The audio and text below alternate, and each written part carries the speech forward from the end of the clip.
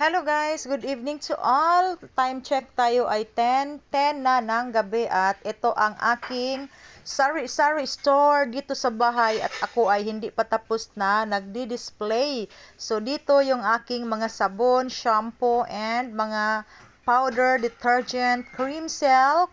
So yan guys, naka-organize lahat yan siya at yung ginamit nating lalagyan ayan yung mga nilalagyan ng mga karne at mga pork liver sa S&R. So, nagamit natin yan guys, no? And then, meron din tayong tray. So, dyan ko nilalagay yung aking mga Tide Wings, Ariel na powder na ginugupit-gupit ko na para pag may bumili ay mabigyan ka agad si customer. So, dito yung ating mga non-food. And then, sa ibabaw, sa itaas pala, Bisaya kasi guys. So, dito ang aking mga wine. So, ito lang yung saleable dito. So, yan lang ang ating stocks, no? Tanduay Select, and meron tayong pangpulutan, meron tayong Cicharon, and mga Kropik.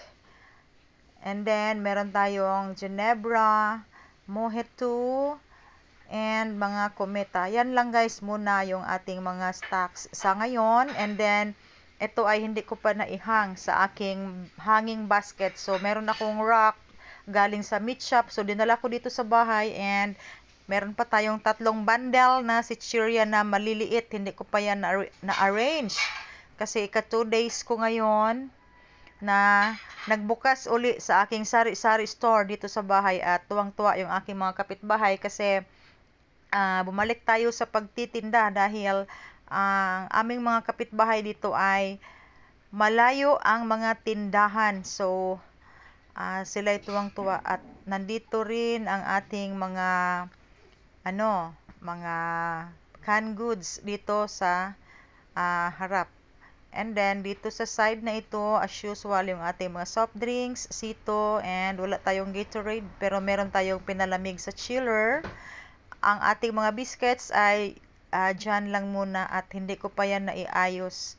Mga biscuits, mga Wafelo, mga Calchis, and mga curly tops. So, yan guys, temporary lang muna dyan. Kasi hindi pa ako tapos nag-arrange dito sa tindahan ko at ako lang. And then, mag-check pa tayo doon sa meat shop.